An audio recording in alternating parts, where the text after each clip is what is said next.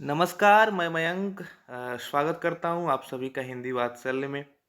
जैसा कि लगातार हम यूजीसी नेट परीक्षा जो कि 8 जनवरी को होने वाली है, उसको ध्यान में रखते हुए पुराने नेट जेआरएफ की परीक्षाओं में पूछे गए प्रश्नों पे हम बातचीत करते हुए एक एक प्रश्नावली की सीरीज को हम लगातार लेकर चलते हुए आगे बढ़ रहे हैं। इसी क्रम में आज हम कवियों के अनुक्रम यानी कि जो रचनाकार हैं, उनके अनुक्रम पे जितने भी प्रश्न पूछे गए हैं अब तक यूजीसी नेट के प्रीवियस परीक्षाओं में, उस पे बातचीत करेंगे। उस प्रश्नों को समझेंगे और कुछ ट्रिक भी समझेंगे जिससे हम उन अनुक्रम में आए हुए रचनाओं को, उन प्रश्नों को समझ सकें। तो पहला प्रश्न जो कि आप के स्क्रीन पे शो कर रहा होगा, जो कि आदिकालीन कवियों के संबंध में है कि इनको कालक्रम के अनुसार अनुक्रम से सही करना है। जिसमें पहले ऑप्शन में सरपा, पुष्पदंत, अदहमार, हेमचंद, हेमचंद, सरपा, पुष्पदंत, अदहमार। फिर उसके बाद पुष्पदंत, सरपा, हेमचंद, अदहमार, सरपा, हेमचंद्र, अदहमार, पुष्पदंत। अब हम देखेंगे कि इन चारों कवियों में सबसे पहले कौन आया। तो जब हम सिद्धों में सबसे पहले कवि का नाम जानते हैं तो हमें तुम्हारे हमारे दिमाग में तुरंत सरपा का नाम क्लिक करता है। और चारों ऑप्शन में दो जगह हमें सरपा जो है वो पहले मिलता है, इसलिए अब हमें 50-50 देखना होगा कि ए और डी में से अगला क्रम किसको मिलता है।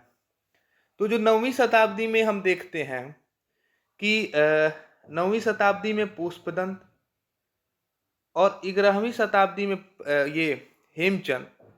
तो हेमचंद यहाँ दूसरे नंबर पे है, पुष्पदंत यहाँ दूसरे नंबर पे है। अदामार यानी कि 13वीं शताब्दी में। तो इसका मतलब है कि जब सरपा इसमें पहले है, पुष्पदंत जो 9वीं में वो पहले हैं, उसके बाद अदामार इसमें सही है, 11वीं में है, ये हेमचंद 13वीं में है। तो इसका सब सीधा सीधा उत्तर बन जाता है ऑप्शन ए और क्रम हो जाता है सरपा, पुष्पदंत, अदामार, हेमचंद। आप अदामार के यानी कि जो अदामार हैं वही उन्हीं का नाम है अब्दुल रहमान, और इनको ही हजारी प्रसाद द्विवेदी ने यानी कि एचपीडी ने प्रथम कवि माना है, प्रथम कवि। और ये पहले मुस्लिम कवि भी हैं जो संदेश रासक लिखते हैं। ये कुछ तथ्य आप जरूर ध्यान दीजिएगा। अगला प्रश्न आपकी स्क्रीन पे ये है कि जन्मकाल के अनुसार निम्नलिखित अपभ्रंश कवियों का सही अनुक्रम लगाइए। तो जब हम देखेंगे कि हेमचंद, पुष्यदंत, मुनिराम सिंह, जैनाचार्य, मेरुतुंग, इन सब की जो क्रम को रखा गया है, तो इसमें हम फिर से यहाँ देखे हैं कि हेमचंद और पुष्पदंत में ही हमें देखना था, तो उसमें पुष्पदंत हमको पहले मिले थे। तो इसमें भी हम खोजेंगे कि पहले कौन है, तो पुष्पदंत 3 जगह पे हैं। और उसके बाद हम खोजेंगे कि हेमचंद कहाँ है, तो ऑप्शन सी में यहाँ हेमचंद है। लेकिन हमें यहीं सही नहीं कर देना है, फिर हमें देखना है कि क्या जैनाचार्य, मेरुतुंग और मुनिराम सिंह हेमचंद से पहले आते हैं कि नहीं आते हैं। तो जो मेरुतुंग है वो जो प्रबंध चिंतामणि के लेखक हैं, लेकिन ये जो हेमचंद है वो मेरुतुंग से तो बड़े हैं, लेकिन मुनिराम सिंह से छोटे हैं। इसलिए पुष्पदंत के बाद मुनिराम सिंह आएगा, अर्थात ऑप्शन बी जो है इसका वो सही जवाब हो जाएगा। अगला प्रश्न है कि शुक्ल जी के अनुसार, अब बहुत ही महत्वपूर्ण, हमेशा मैं कहता हूँ या फिर आप विश्वविद्यालय में पढ़ते होंगे तो आप देखते होंगे कि प्रोफेसरों के द्वारा हमेशा बताया गया है, आज भी रामचंद्र शुक्ल उतने ही प्रासंगिक हैं, क्योंकि रामचंद्र शुक्ल लगातार आयोग की परीक्षाओं में यानी कि प्रतियोगी परीक्षाओं में प्रश्नों में देखे गए हैं, इसलिए रामचंद्र शुक्ल बहुत ज़्यादा प्रासंगिक और कंटेम्प्ररी हो जाते हैं। तो शुक्ल के अनुसार यानी कि रामचंद्र शुक्ल के हिसाब से सरपा, बेरुपा, ढोंबीपा और सबरीपा में जो सिद्धों का सही अनुक्रम उन्होंने दिया है उसमें क्या सही है। तो जो कई लोग सरपा के नाम पे तुरंत ए को सही कर देंगे, पर ऐसा नहीं है। शुक्ल जी का जो अनुक्रम मिलता है उसमें सबसे पहले हमें विरूपा मिलते हैं। अब यहाँ विरूपा दो जगह हैं, और उसके बाद जो शुक्ल ने जिसको रखा है वो है डोम्बिपा, और तब सबरीपा, तब सरपा, यानी कि ऑप्शन सी, जिसमें विरूपा, डोम्बिपा, सबरीपा, सरपा लगातार ये सही अनुक्रम है। किसके द्वारा? आरसीएस यानी कि रामचंद्र शुक्ल। चौथे नंबर का जो प्रश्न है कि गोरक्ष सिद्धांत संग्रह के अनुसार नाथ प्रवर्तकों का सही अनुक्रम क्या है? इसमें नाम दिया है सॉरी नागार्जुन, हरिश्चंद्र, गोरक्षनाथ और जड़ भगत में हमें देखना है कि गोरक्ष सिद्धांत संग्रह के अनुसार, ध्यान दें कि अपने किसी भी आम लोगों के अनुसार नहीं, बल्कि ये गोरक्ष सिद्धांत संग्रह में ये कौन सा क्रम बनाया गया है, उसके अनुसार नाथ प्रवर्तकों का अनुक्रम पूछा है। तो इसका जो सही उत्तर होगा इन चारों में, उसमें हम सही जो होगा वो पहले नागार्जुन आएंगे। तो नागार्जुन यहाँ दो जगह देखने को मिलते हैं, लेकिन नागार्जुन के बाद हरिश्चंद्र नौ आके जड़ भगत को रखा गया है, यानी कि ऑप्शन बी जो है, जिसमें नागार्जुन, जड़ भगत, हरिश्चंद्र और गोरक्षनाथ, ये चारों जो अनुक्रम है वो गोरक्ष सिद्धांत संग्रह के अनुसार सही है। अगला प्रश्न जो है कि रामकुमार वर्मा के अनुसार नवनाथ का सही अनुक्रम क्या है? मत्स्येंद्रनाथ, गोरखनाथ, आदिनाथ, भर्तृनाथ। तो इन चारों में देखना होगा कि सही कौन है। तो जब इन चारों में हम सही देखेंगे, मत्स्येंद्रनाथ, गोरखनाथ, आदिनाथ, भर्तृनाथ में, तो इसका जो सही उत्तर होगा उसमें हम देखते हैं कि सबसे पहले जो बताया गया है, यानी कि राम कुमार वर्मा ने जिनको बताया है, उसमें आदिनाथ आते हैं, फिर मत्स्येंद्रनाथ, फिर गोरखनाथ और फिर भर्तृनाथ, यानी कि ऑप्शन सी जो है वो इसका करेक्ट आंसर है। आप याद करते हुए चलिएगा, लिखते हुए चलिएगा कि राम कुमार वर्मा के अनुसार जो नवनाथ का सही अनुक्रम है उसमें पहले आदिनाथ आते हैं, फिर मत्स्येंद्रनाथ आते हैं, फिर गोरखनाथ आते हैं, फिर भर्तृनाथ आते हैं। अगला प्रश्न कुछ यूं है कि रचनाक्रम के अनुसार निम्नलिखित रासो रचनाकारों का सही अनुक्रम बताइए। ये रासो रचनाकार कौन है? जितने लोग जो रासो ग्रंथ लिखे हैं, चाहे वो दलपत विजय हो, नरपति नाल हो, जगनीक हो, चंद्रबरदाई हो, इनमें सही में वास्तव में जो क्रम मिलता है वो कौन सा सही क्रम है, इसको पहचानना है। तो इसका जो सही क्रम है वो कुछ यूं है कि सबसे पहले हम दलपत विजय को ही रखेंगे, कुमार रासो के जो लेखक हैं, लेकिन ये तीनों में मिल रहे हैं हमें। तो दलपति विजय के बाद बहुत सारे लोग चंद्रबरदाई को मान के तुरंत सही कर देंगे, या फिर चंद्रबरदाई को पहले देख के सही कर देंगे, पर ऐसा नहीं है। हमें रुकना है, ठहरना है और फिर सोच के सही करना है। तो दलपत विजय के बाद नल सिंह आएंगे, फिर चंद्रबरदाई आएंगे और उसके बाद जगनीक आएंगे, यानी कि ऑप्शन डी इसका सही जवाब है, जिसमें दलपत विजय, नल सिंह, चंद्रबरदाई, जगनीक, ये चारों क्रम मिलते हैं रासो रचनाकारों के सही अनुक्रम के तौर पे। अगला प्रश्न है कि आदिकालीन कवियों का सही अनुक्रम क्या होगा? और आदिकालीन कवियों में नाम क्या दिया है? वही नल्ल सिंह, चंद्रबरदाई, आमिर खुसरो, विद्यापति। तो हमें ये तो पता चल गया है कि जो नल्ल सिंह है वो चंद्रबरदाई से पहले रखे जाते हैं, और जो विद्यापति हैं वो बहुत बाद के कवि हैं, यानी कि 14वीं शताब्दी के कवि हैं, ऐसा माना जाता है। और विद्यापति की जो दो महत्वपूर्ण रचनाएं हैं, कीर्तिलता और कीर्ति पताका, तो और इनको अभिनव जयदेव भी कहा जाता है। तो ये सब चीज़ों को याद रखिएगा। आमिर खुसरो जो कि तूतीय हिंद कहलाते हैं। तो इसका जो सही क्रम बन रहा है वो ऑप्शन ए ही बन रहा है, जिसमें पहले नल्ल सिंह, चंद्रबरदाई, आमिर खुसरो और फिर विद्यापति, यानी कि ऑप्शन ए सही जवाब हो जाएगा। अगला प्रश्न है कि रचनाक्रम के अनुसार आदिकालीन कवियों का सही अनुक्रम क्या है? इसमें दिया है रोडा, जो राहुल बेल नामक रचना लिखते हैं, कल्लोल, दामोदर शर्मा जो तिरेश्वर ठाकुर, इस तरह के ये चार कवियों के बारे में बताना है जो आदिकालीन है, और इनका सही अनुक्रम क्या है। तो इसमें जब हम देखेंगे तो रोडा जो है वो दो जगह है, लेकिन रोडा ने जो सबसे पहले गद्य रचना राहुल बेल लिखते हैं, तो रोडा दो जगह है, पर दामोदर शर्मा और कल्लोल में हमें जानना है कि कौन पहले आता है। तो इसमें जो पहले आता है वो कल्लोल ही आता है, इसलिए इसका ऑप्शन ए, इसमें रोडा, कल्लोल, दामोदर शर्मा, ज्योतिरीश्वर ठाकुर, ये चारों जो आदिकालीन कवियों का क्रम है वो बिल्कुल सही हो जाएगा, ऑप्शन ए। अगला प्रश्न जो यूं आता है स्क्रीन पर कि निम्नलिखित आदिकालीन कवियों का सही अनुक्रम क्या है, जिसमें नल्ल सिंह है, जगनीक है, भटकेदार, सारंगधर। तो इसका जो सही उत्तर होगा वो ऑप्शन बी होगा, जिसमें नल्ल सिंह, भटकेदार, जगनीक और सारंगधर हैं। अगला प्रश्न है कि वीर गीतात्मक रचनाओं के रचना क्रम के अनुसार कवियों का सही अनुक्रम सेट करिए। नरपतिनाल, नल्ल सिंह, जगनीक, श्रीधर। तो इसका जो सही उत्तर हो जाएगा उसमें नरपतिनाल पहले आएंगे, उसके बाद नल्ल सिंह पहले आएंगे, उसके बाद नरपतिनाल आएंगे, फिर जगनीक आएंगे, फिर श्रीधर। ये ऑप्शन डी इसका सही उत्तर हो जाएगा। आप ध्यान दीजिए कि जो श्रीधर हैं इनकी बहुत ही महत्वपूर्ण रचना है रणमल छंद। क्या? रणमल छंद, रणमल छंद इनकी बहुत ही महत्वपूर्ण रचना है।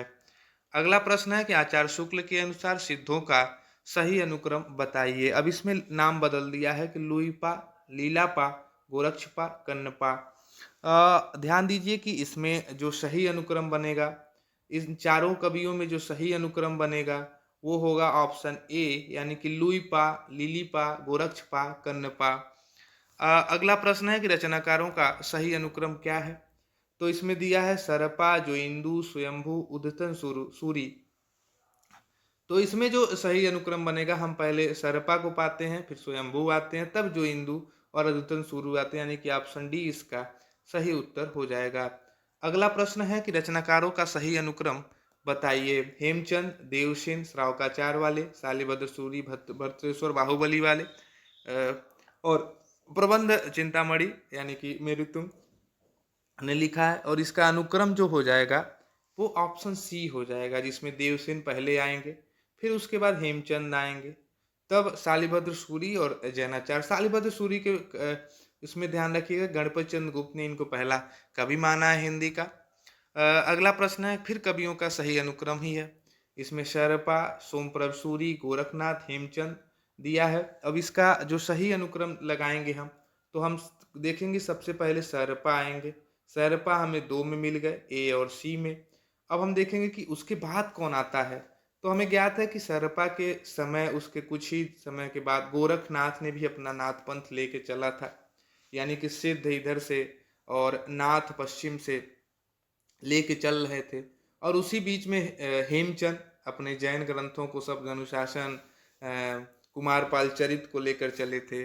और जब कुमारपाल चरित हेमचंद लिख दिए तो कुमारपाल प्रतिरोध के नाम से सोमप्रभ सूरी ने भी एक रचना लिखा। इस तरह से अगर हम क्रम को बैठाएंगे तो ऑप्शन सी इसका बिल्कुल सही उत्तर हो जाएगा।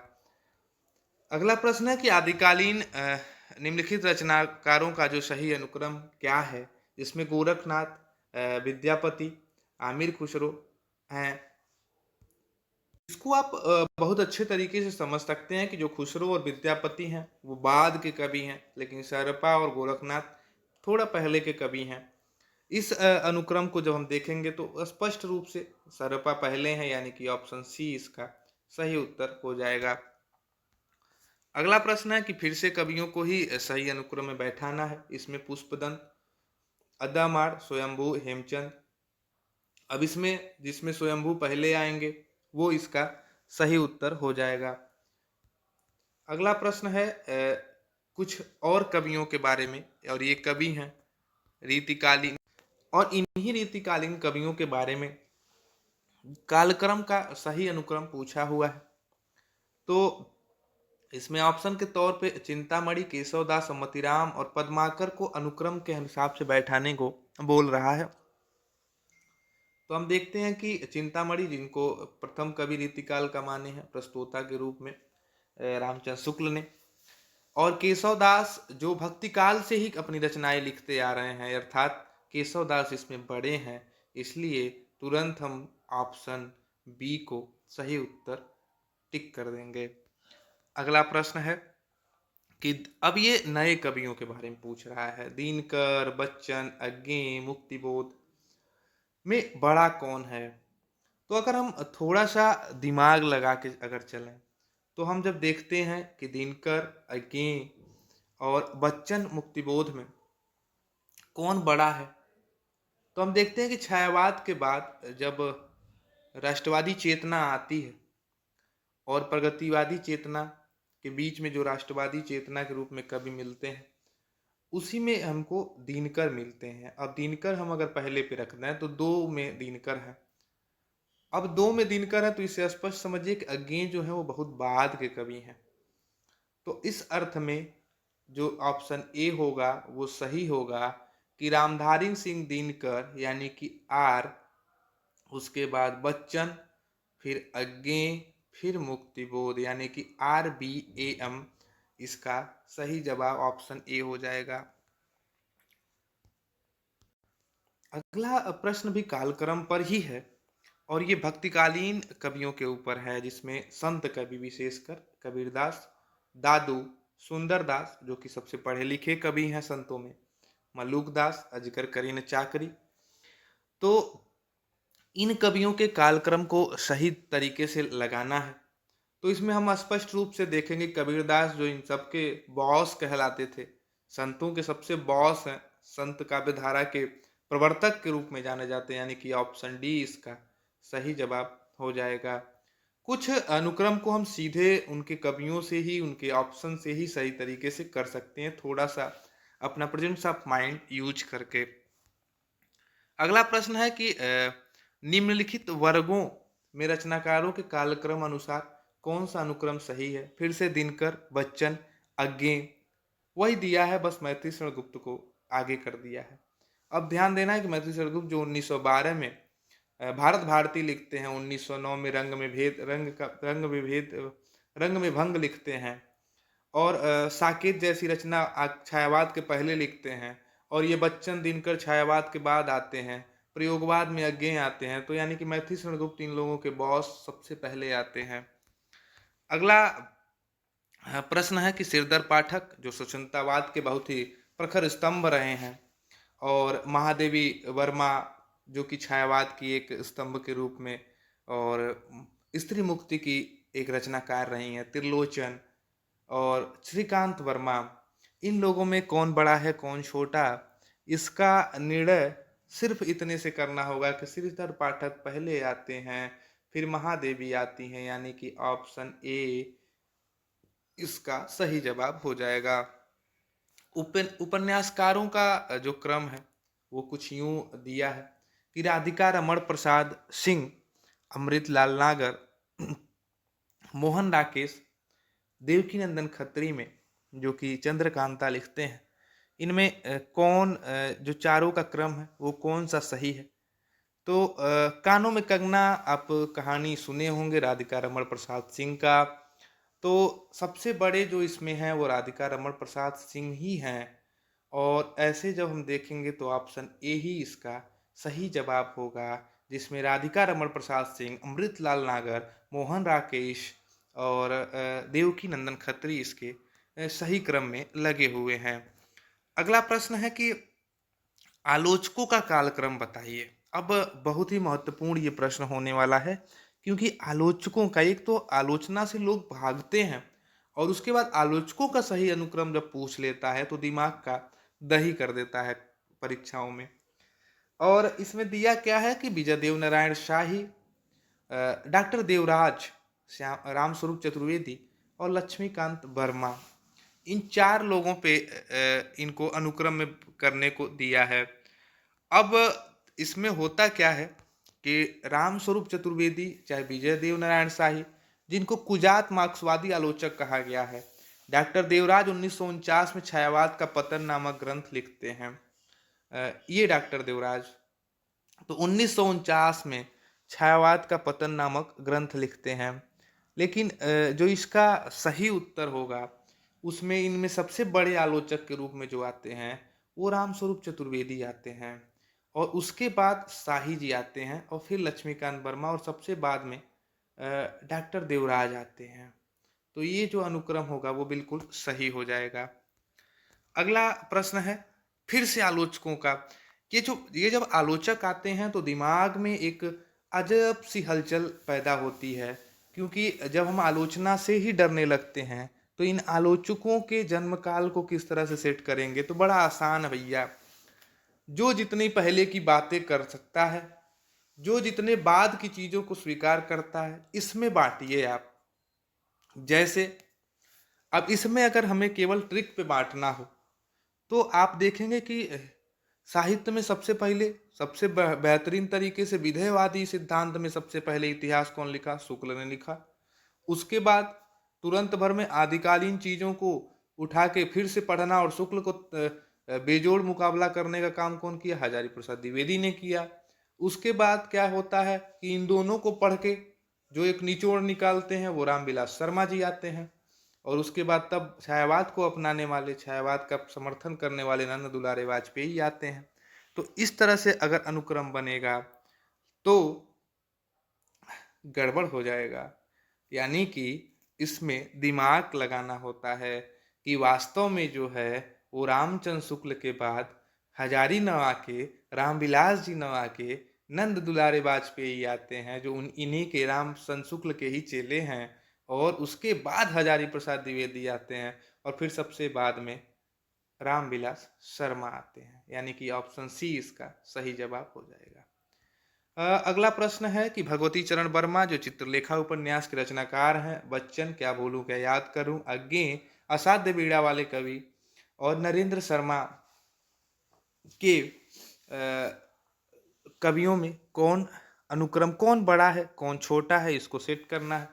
तो इसमें सिंपल है, भगवती चरण वर्मा सबसे बड़े थे और उन्हीं के उस पे ऑप्शन ए को हम सही लगा देंगे और यही सही जवाब हो जाएगा। अगला प्रश्न है बाल मुकुंद गुप्त, सरदार पूर्ण सिंह, श्याम सुंदर दास और बाबू गुलाब राय में बड़ा कौन है छोटा कौन है, इसको सही क्रम में लगाते हुए चलना है। तो बाल मुकुंद गुप्त जो 1965 में पैदा होते हैं, सरदार पूर्ण, श्याम सुंदर दास थोड़े उनसे बाद में, सरदार पूर्ण सिंह उनसे बाद, गुलाब राय भी उन्हीं समय में, लेकिन सबसे पहले जो पैदा हुए वो बाल मुकुंद गुप्त हैं। बाल मुकुंद गुप्त वही हैं जो शिव शंभू के चिट्ठे लिखते हैं, जिनके बारे में महावीर प्रसाद द्विवेदी ने लिखा है कि शुद्ध से शुद्ध हिंदी बस एक ही लिखता था, वो था बाल मुकुंद गुप्त। सरदार पूर्ण सिंह मजदूरी और प्रेम, श्याम सुंदर दास जो कि पहली अध्यापकी आलोचना का शुरू करते हैं, बाबू गुलाब राय मेरी असफलताएं, इस तरह की रचनाएं इन लोगों ने लिखा है। तो अगला प्रश्न है कि कवियों का सही अनुक्रम लगाइए और ये जो कवि हैं वो रीतिकालीन कवि हैं। तो इन रीतिकालीन कवियों में विद्यापति, रसखान, केशवदास को रखा गया है। तो सबसे पहले जो आते हैं वो विद्यापति आते हैं, फिर भक्ति काल में रसखान, तब केशवदास, तब द्विजदेव, यानी कि ऑप्शन सी इसका सही उत्तर हो जाएगा। अगला प्रश्न है कि फिर रचनाकारों, यानी कि ये जो, और ये रचनाकार कौन है? ये रचनाकार जो हैं वो उपन्यासकार, कहानीकार हैं, यानी कि गद्य लेखक हैं और इन गद्य लेखकों का ही सही अनुक्रम बताना है। तो इसमें जब हम देखेंगे सही अनुक्रम के तौर पे तो हम पाते हैं कि उपेन्द्रनाथ तस्क, इलाचंद जोशी, मोहन राकेश, नरेंद्र कोहली में जो सबसे बड़े थे वो अस्क ही थे और अस्क के बाद इलाचंद जोशी मनोवैज्ञानिक लेखक, कहानीकार हैं। मोहन राकेश बहुत अच्छे नाटककार हैं, आधे अधूरे, एक आषाढ़ का एक दिन इन्होंने लिखा। नरेंद्र कोहली सबसे बाद के लेखक हैं जिन्होंने न भूतो न भविष्य, तो इस तरह की रचनाओं का निर्माण किया और लिखा, यानी कि ऑप्शन ए इसका सही जवाब हो जाएगा।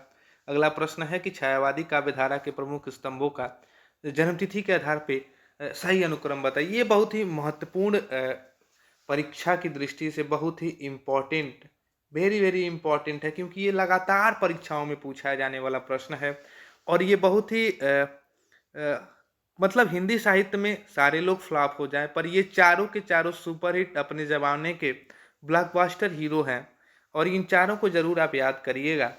तो इन चारों में जो सही अनुक्रम बनता है तो सबसे पहले प्रसाद जी आते हैं जो मात्र 37-38 साल तक जीते हैं और इतना कुछ लिख के चले जाते हैं बेचारे।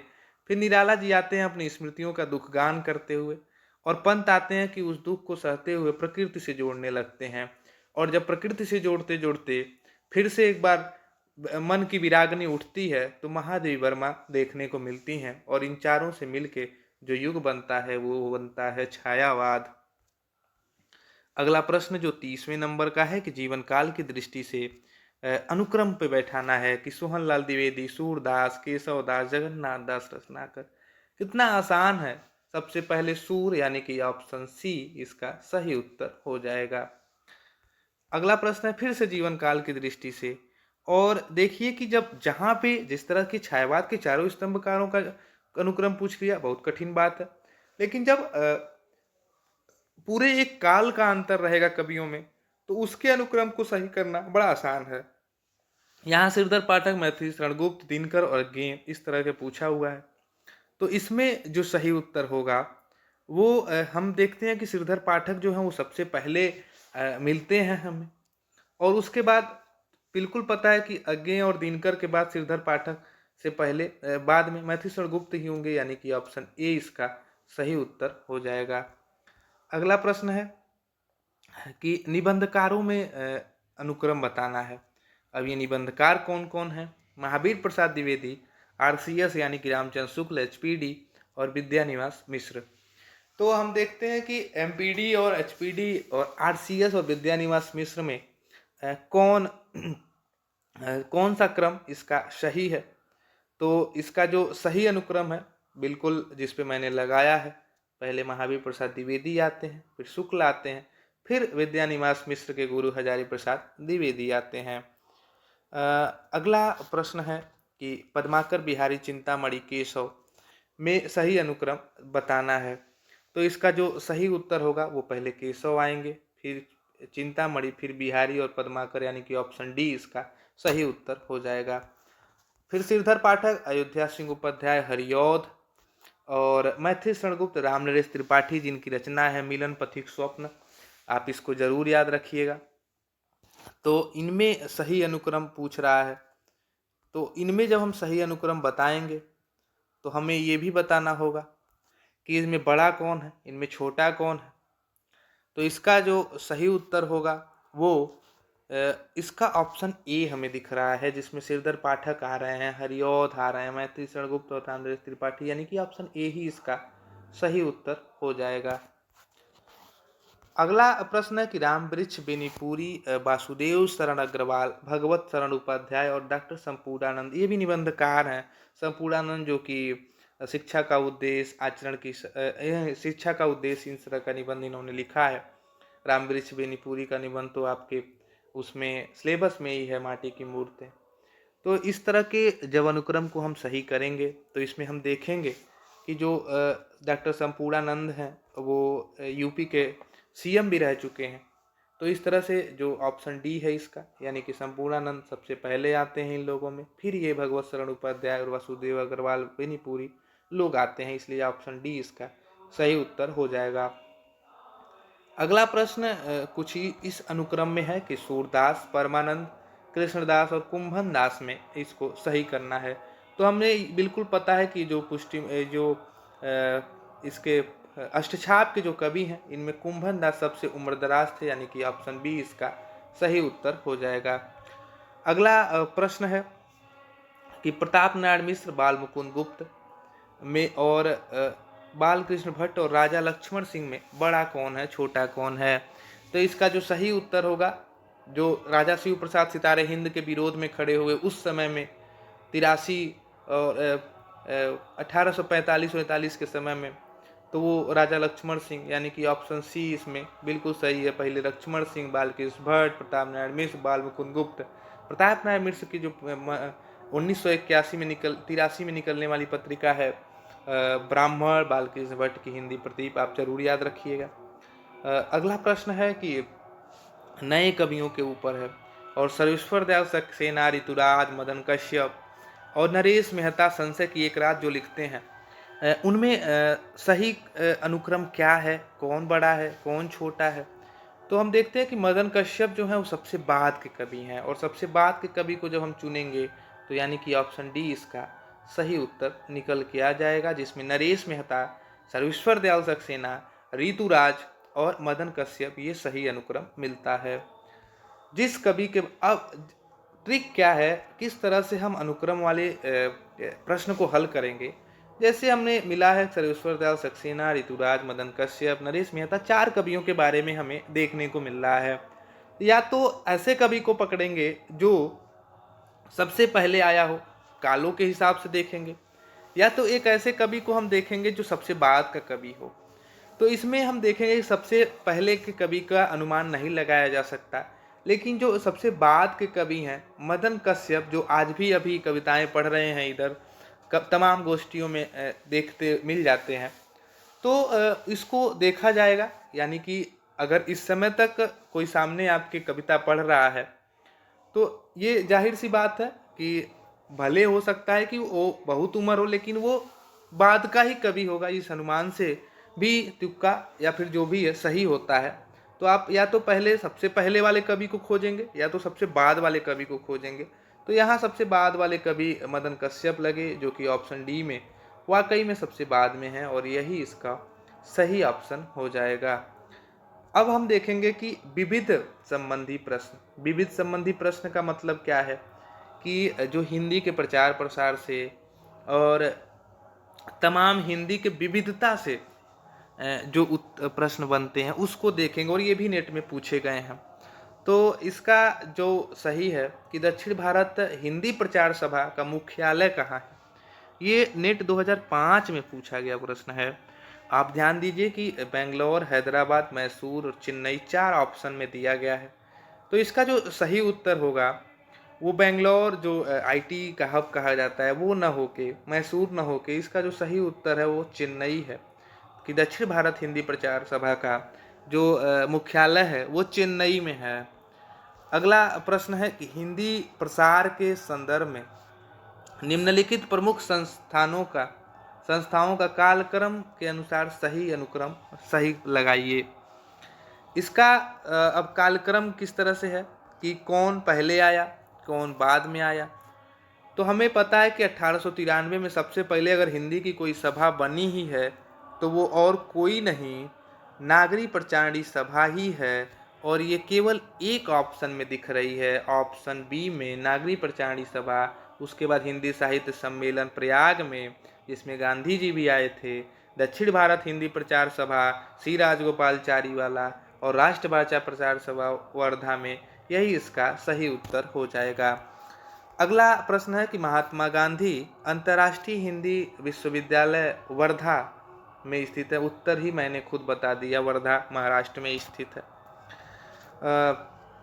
तो आप विश्वविद्यालयों के बारे में भी जानिए, अगर वो पूछ देता है कि इस तरह के जो विश्वविद्यालय, शांति निकेतन कहाँ है, तो आप जरूर ध्यान रखिए कि पश्चिम बंगाल में, या फिर और भी जहाँ पे है। इस तरह की चीज़ों को दिया है कि सुमेलित कीजिए, नीचे दिए गए कूट को प्रयोग करते हुए सही बताइए। अब हम इसके उत्तर पे जब जाएंगे कि ये ग्रंथावलियों को दिया है कि कौन कौन किसके ग्रंथावली को लिखा है, तो इस ग्रंथावली को हम समझेंगे तो हम इसके कूट को मिलाएंगे। तो ये जो जायसी ग्रंथावली है वो शुक्ल जी ने निकाला। ये हमें बिल्कुल हम जानते भी हैं साहित्य के विद्यार्थी होने के तौर पे। जो मीरा की ग्रंथावली है और जो रैदास की रचनावली है और जो रहीम की रचनावली है। तो जो रहीम की रचनावली है उसका तो संपादन और उसको निकालने वाले डॉक्टर नामवर सिंह हैं, ये भी क्लियर है। और जो मीरा की ग्रंथावली है उसका जो 2 खंडों में निकला है वो कल्याण सिंह शेखावत ने किया है, और रैदास की रचनावली प्रदीप पंत ने। अब हम देखेंगे, मिलाएंगे, क्या होगा कि ए का 3, यानी कि ए का 3, उसके बाद बी का 4, सी का 1, 2, यानी कि 3, 4, 1, 2, और इसके कूटों में जब हम खोजेंगे 3, 4, 1, 2, 3, 4, 1, 2, यानी कि ऑप्शन ए इसका सही उत्तर हो जाएगा। अगला प्रश्न है कि इन संस्थानों को उसके स्थानों के साथ मिलाइए। अब इसमें मिलाना क्या है, तो इसमें हम देखेंगे कि जो इसका नागरिक प्रचारणी सभा, साहित्य अकादमी, एशियाटिक सोसाइटी, राष्ट्रभाषा प्रचार समिति, तो इस तरह की चीज़ों को हम मिलाएं तो देखेंगे कि नागरिक प्रचारी सभा जो काशी में थी, साहित्य अकादमी जो दिल्ली में था। अब इस तरह से मिलाएंगे कि एक का 3 और 2 का 1, अगर इसको भी हम केवल कूट में मिलाएं, 1 का 3 और 2 का 1, तो ऑप्शन डी हमारा सही उत्तर हमें मिल जाता है। तो अगर चारों में से किसी एक को भी हम जानेंगे तो हम इसको पकड़ सकते हैं। अब ये बहुत ही महत्वपूर्ण प्रश्न आपके सामने दिख रहा है कि ज्ञानपीठ पुरस्कार जो जिन रचनाकारों को मिला है उसके क्रम को बैठाइए। आपको पता होगा कि सबसे पहले ज्ञानपीठ जो है वो पंत को मिला, और वो मिला कब है?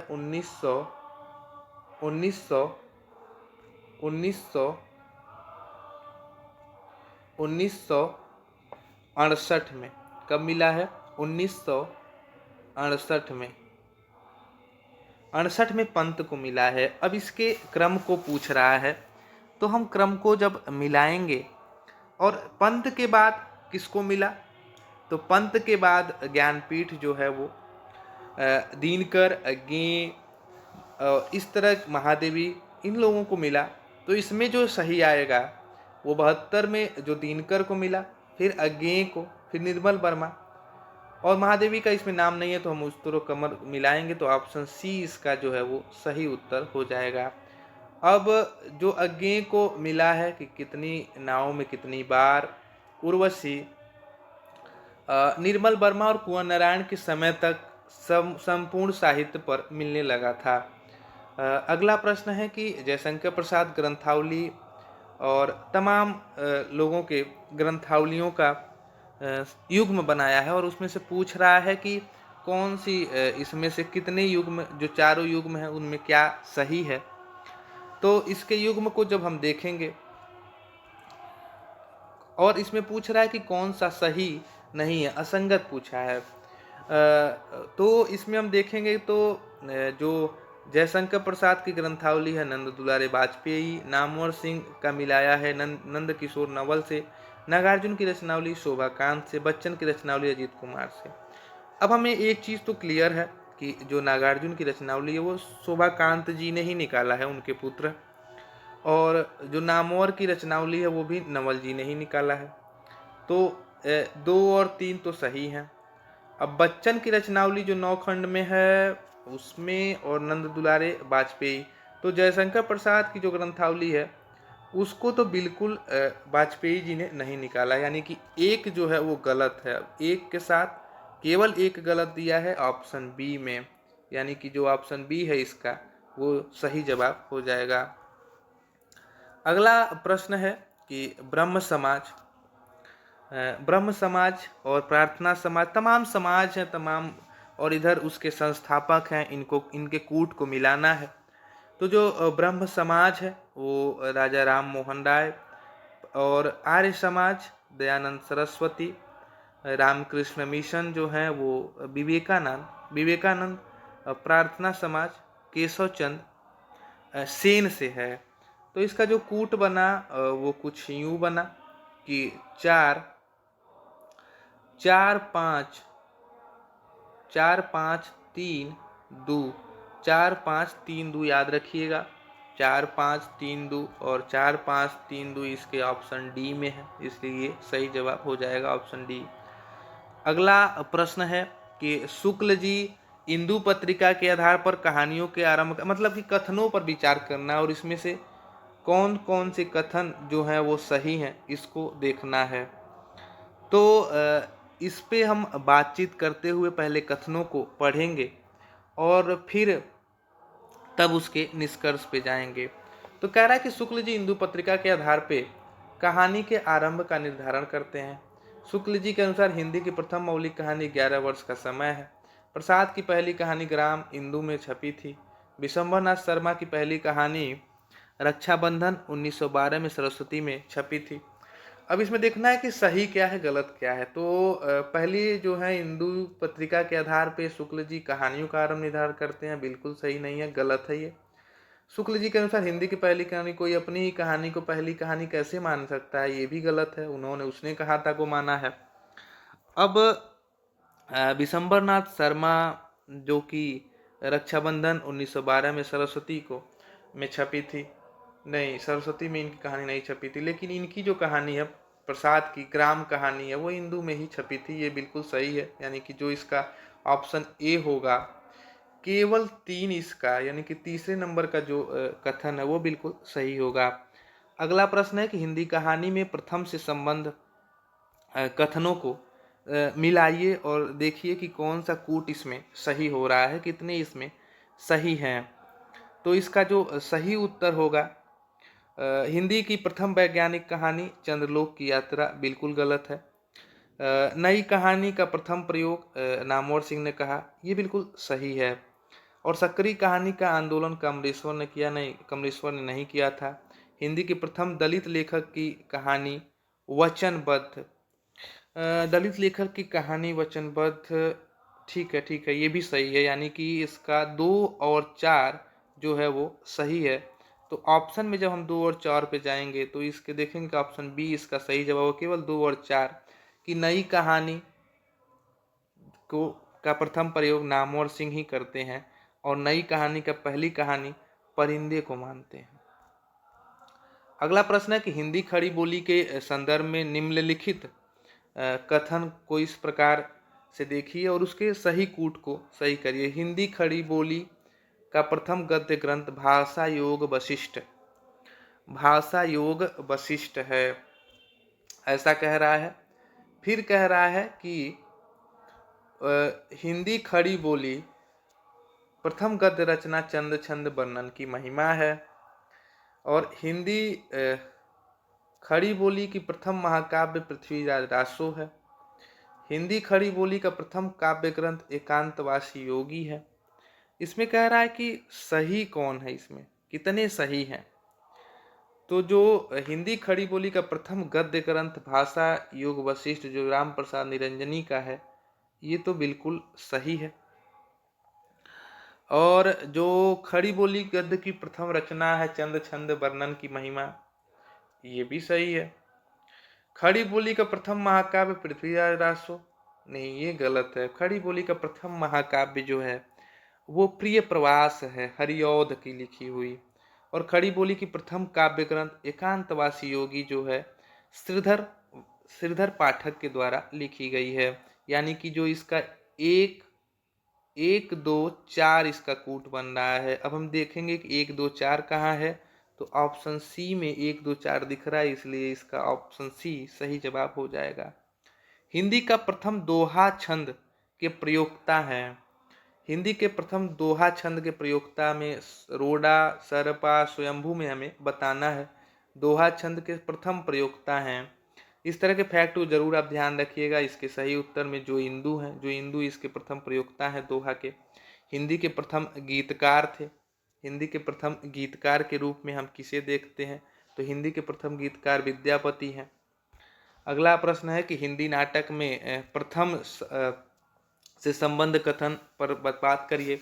तो दिया है कि हिंदी का प्रथम मौलिक नाटक नहुस, भारतेंदु का पहला नाटक वैदिक हिंसा हिंसा न भवति, और उसके बाद कह रहा है कि हिंदी का प्रथम अभिनीत नाटक जानकी मंगल, हिंदी का पहला मौलिक गीत नाट्य प्रेम जोगनी। तो इसमें कह रहा है कि सही कौन है, तो ये पहला तो सही है, गोपाल चंद गिरधर दास का नहुस। भारतेंदु का पहला नाटक वैदिक हिंसा हिंसा न भवति बिल्कुल नहीं है, ये गलत है। और पहला अभिनीत नाटक जो जानकी मंगल है वो सही है, और प्रेम जोगनी है गलत है। यानी कि 1 और 3 इसका सही कूट में आएगा, और ये जो है ऑप्शन बी में देखने को मिल रहा है, इसलिए ऑप्शन बी इसका सही उत्तर हो जाएगा। अगला प्रश्न है कि नागरिक परिचारी सभा का स्थापना, हिंदू कॉलेज कोलकाता की स्थापना, और संगीत नाटक अकादमी की स्थापना और साहित्य अकादमी की स्थापना 1892, 1818, 1852, 1854, इसमें सही कौन सा कूट है, इसको पता करना है। तो नागरिक परिचारी सभा की स्थापना जो है वो 1892 न होके 1893 में हुआ था। और हिंदू कॉलेज के कोलकाता की स्थापना 1818 में नहीं हुआ था। और वो संगीत नाटक अकादमी की स्थापना 1952 में हुआ था, ये बिल्कुल सही है। साहित्य अकादमी की स्थापना 1954 में हुआ था, ये भी सही है। यानी कि ऑप्शन 4 और ये 3 सही है। कूट में और 3 और 4 को खोजेंगे तो ऑप्शन सी इसका सही उत्तर हो जाएगा।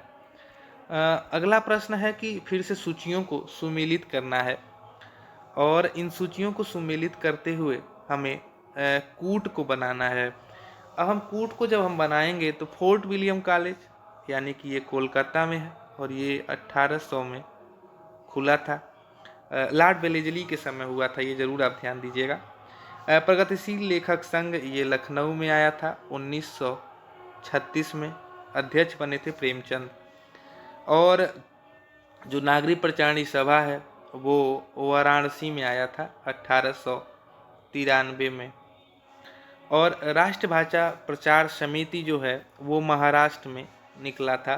तो इसका जो कूट बन रहा है वो 2 3 4 1। अब 2 3 4 1 को याद रखिएगा और इनके कूटों में जब हम खोजेंगे 2 3 4 1 तो ऑप्शन ए में दिख रहा है 2 3 4 1, यानी कि ऑप्शन ए इसका सही जवाब हो जाएगा।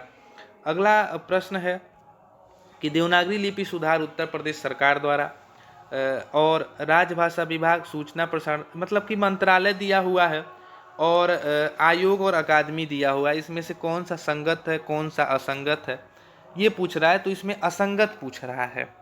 तो जब हम असंगत को चूज करेंगे तो असंगत हमें वैसे ही पता चल जाएगा और संगत को चूज करते हैं तो असंगत पता चल जाता है। तो इसको जब हम देखेंगे तो इसमें सही क्या है, तो देवनागरी लिपि सुधार समिति उत्तर प्रदेश सरकार की योजना थी, ये बिल्कुल गलत है। ये पूरे अखिल भारतीय स्तर की चीज़ें थी। उसके बाद राजभाषा विभाग सूचना प्रसारण एवं प्रसारण मंत्रालय के अधीन था, ये तो सही है। राजभाषा विधायी आयोग कानून मंत्रालय के अधीन था, ये गलत है। संगीत नाटक अकादमी भारत सरकार के अधीन है, ये भी गलत है। तो इसका जो सही उत्तर होगा वो ऑप्शन बी होगा, जिसमें उन्होंने दे रखा है कूट केवल 2, यही इसका सही उत्तर हो जाएगा। अगला प्रश्न है कि हिंदी नाटक का प्रथम सैद्धांतिक ग्रंथ, मतलब कि युग्म में असंगत खोजना है, कौन सा गलत है और कौन सा सही है।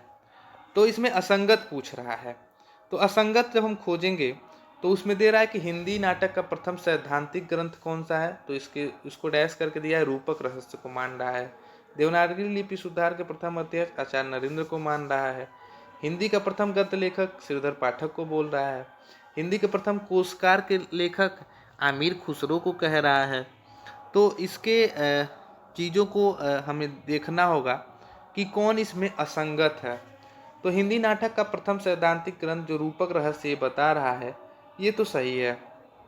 देवनागरी लिपि का जो प्रथम अध्यक्ष ये बता रहा है आचार्य नरेंद्र, ये भी सही है।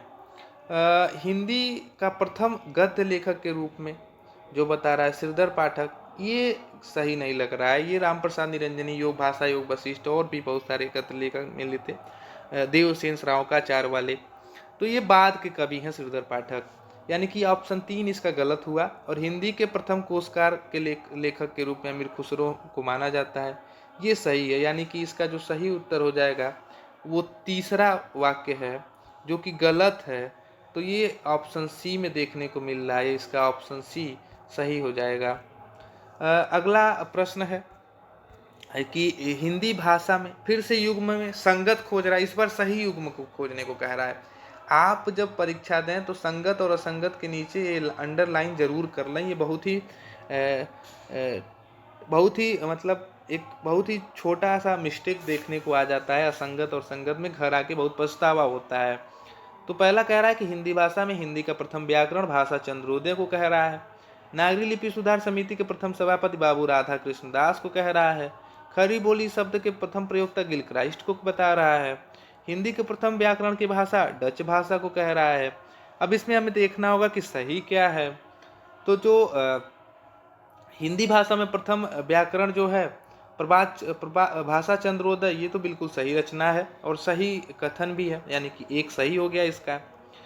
दूसरा कह रहा है कि सभापति जो है वो राधा कृष्ण दास हैं, ये बिल्कुल नहीं है। ये जो सभापति थे ये काशी नागरिक प्रचारणी सभा के थे। खड़ी बोली का प्रथम प्रयोक्ता गिलक्राइस्ट को कह रहा है, ये भी सही है। नहीं, ये गिलक्राइस्ट नहीं हो सकती, ये भी गलत है, ये भी गलत है। और हिंदी का प्रथम व्याकरण भाषा डच भाषा, ये सही है।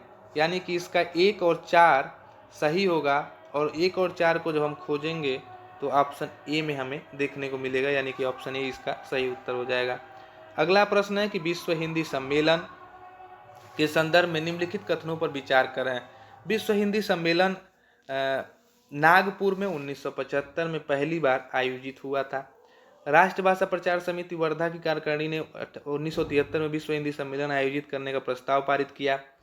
संयुक्त राष्ट्र संघ की आधिकारिक भाषाओं की संख्या 6 है, जिसमें एक भाषा हिंदी भी है। विश्व हिंदी सचिवालय में 12 नवंबर 2004 को हुई थी। अब इसमें सही कथन को चूज करने को बोल रहा है और सही कथन का चुनाव करने को कह रहा है। तो जो इसका ये है कि सही क्या क्या है, तो सही में अगर हम देखेंगे तो प्रथम विश्व हिंदी सम्मेलन 1975 में ये सही हुआ था। 1973 में ये भी सही है। और ये जो इसमें हिंदी है 6 भाषाओं में संयुक्त राष्ट्र संघ में, ये बिल्कुल गलत है। और जो चौथा ये कथन कह रहा है, ये भी गलत है।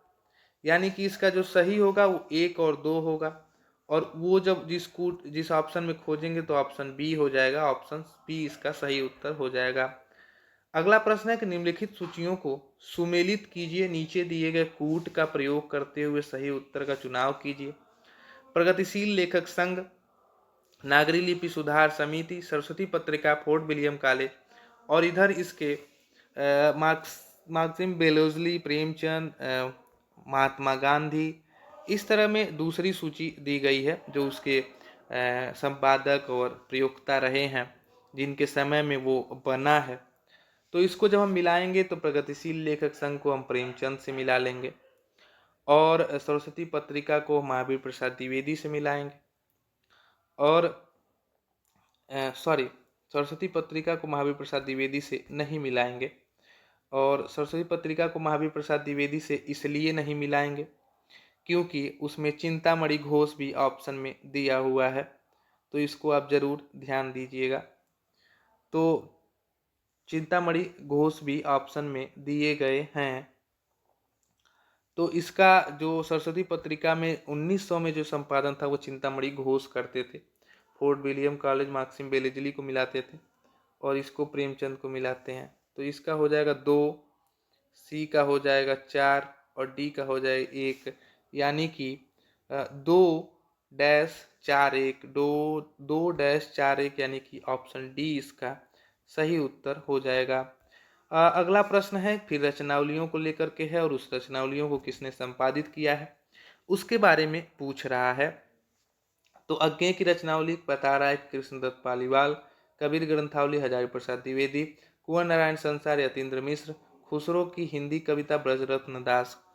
तो इसमें जो है पूछ रहा है कि असंगत क्या है, यानी कि गलत क्या है। तो जो कृष्णदत्त पालीवाल हैं उन्होंने अज्ञेय की रचनावली का संपादन किया है, वो बिल्कुल सही है। कबीर की ग्रंथावली का संपादन हजारी प्रसाद द्विवेदी ने नहीं किया है। कुंवर नारायण का संसार तो यतीन्द्र मिश्र की अभी हाल ही में आई थी, तो ये सही है। ब्रजरत्न ने खुसरो की हिंदी कविता का भी किया है। तो इसका जो गलत है वो कबीर ग्रंथावली हजारी प्रसाद द्विवेदी वाला, यानी कि 2। तो इसके हम 2 को खोजेंगे तो ऑप्शन सी में 2 मिलेगा, यानी कि यही इसका सही उत्तर हो जाएगा। अगला प्रश्न है, और यही इस सीरीज का अंतिम प्रश्न होगा कि शुक्ल जी के निबंधों में संदर्भ में निम्नलिखित कथन इस प्रकार हैं कि चिंतामणि भाग 1 का संपादन स्वयं आचार्य शुक्ल ने किया था। सन 1930 में इस संग्रह में विचार विथि के नाम से 17 प्रकाशित हुए थे। अब इसमें गलत खोजना है, क्या गलत था, क्या गलत था। कह रहे हैं कि काव्य में रहस्यवाद निबंध चिंतामणि भाग 2 में संकलित है। चिंतामणि भाग 3 का संपादन डॉक्टर नामवर सिंह ने किया था। चिंतामणि भाग 4 में आचार्य शुक्ल के 1902 से 1939 तक प्रकाशित कुल 50 संकलित निबंध हैं। अब इसमें पूछ रहा है कि कौन कौन सा जो कथन है वो सही है। तो इन चारों कथनों में जो सही कथन है वो ये 2 हैं और चौथे नंबर का, यानी कि 2 और 4 हैं। और जब हम इस कूट में खोजेंगे तो इसमें ऑप्शन सी इसका सही उत्तर हो जाएगा। तो ये थे कि कवियों के अनुक्रम और तमाम विविध हिंदी की रचनाओं और तमाम कवियों पर आधारित ये प्रश्न थे। तो इन सारे प्रश्नों को हमने देखा, जो पहले यूजीसी नेट की परीक्षाओं में पूछा हुआ प्रश्न था, जिसको हम पीवाईक्यूज कहते हैं, और इसको सॉल्व करते हुए हम एक आत्मविश्वास को प्राप्त किए, ताकि हम परीक्षा में जाते हुए इन प्रश्नों को नज़र के सामने पढ़ते ही तत्काल प्रभाव से सही कर लें। तो ऐसे ही नए नए विषयों पे नए नए टॉपिक के साथ हम मिलते रहेंगे। आप जुड़े रहिए हिंदी वात्सल्य के साथ। अगर आप चैनल पे नए हैं तो सब्सक्राइब करें, चैनल को शेयर करें ताकि ज़्यादा से ज़्यादा लोगों तक वीडियो पहुंच पाए, और वीडियो अच्छी लगे तो लाइक करें। हम मिलते रहेंगे नए नए वीडियो नए नए टॉपिक के साथ। तब तक के लिए नमस्कार।